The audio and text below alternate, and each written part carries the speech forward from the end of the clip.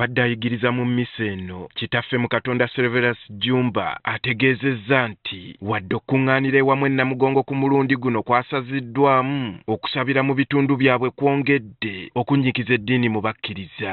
Oba ffenna abakristu tumanyi nti ekizibu kino eky'obutalamaga Namugongo ate kijja kuvaamu okunnyikiza eddiini okwenkanidde awo nti nga tulina okulamaga kuno tubeere bajabujabu balabalaba kubanga omulabe waffe Sitaani agenda ayita ng'awulukanga empologoma mu ddungu anoonya okukavula. Tubeere siriasi ku bukatoliki bwaffe. Omusumba era akalaatidde abakristu okulabira ku bajulizi beeyongera okubeera abamalirivu mu ddiini kuba ne Sitaani ensangi zino tatudde. Ebintu ebyo ebyobuddeeyo ne twebuzaabuza tubireke, ab'okwebuuzaamu we bali si byakusaagira nti tubeere si bano abasajja myaka 6 agamba nti ntemaako omutwe abalala ku njokya ne bamusiba mu lunnyo. The last 15 baabasiba mu lunnyo baabookya wamu. Jumba era yeekokkodde obwavu obukudde ejjembe mu bakristu nga n'abamu batuuse n'okulemererwa okuwa endobolo n'akubiriza abakkiriza okwettanira okukola ennyo beegobeko obwavu. Mpireko abakristu bazaagala zisigenda kulemera abakristu beegayirirwa kuba omutwalo gwamugwandobola nga oliawo omukristu nkwegayirira bwegayiriza somesa najjeewo akatabo k'endobolo kati oluusi si basomesa bayirumanyi owakatabo n'onyinyigalanga akusaba omutwalo guno weegambe nti ndi muvumirire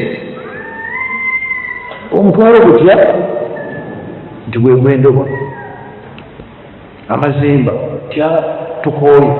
Abakulembeze okuli omubaka wa Nnyendo Mukungwe Javiira Lubowa Sebina asabye abakulembeze okuyigira ku bajulizi okuwa abantu eddembe lyabwe mu kifo ky'okubakuba ku nsolobotto ate nga ye Rose Nalubowa agamba abajulizi bamuwa essuubi nti ebisoomoozo bye basanga si y'enkomerero. Kale nno abakulembeze bandibadde bayigira ku kintu ekyo ne bawa abantu eddembe lyabwe ne bawa abantu services ezibasaanidde okusinga okulowooza nti bajja kubanyigiriza oba okubatulugunya tyosanga babiveeko.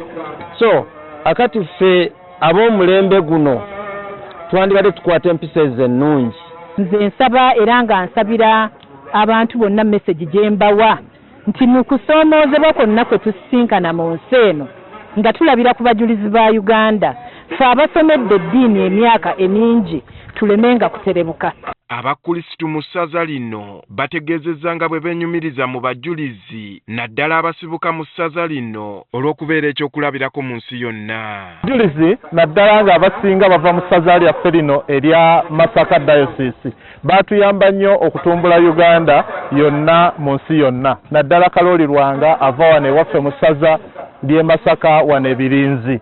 Tweyambisa omukisa guno buli muntu ajjukire nti ne bw'oba ng'ottiddwa naye nga ky'olwanirira gwe mulamwa, nga ky'olwanirira y'ensonga ng'olwanirira demokulasiya, olwanirira okukyusa obulamu bwa banno, olwanirira eggwanga ly'okubaamu emirembe, kitegeeza osinga yafa.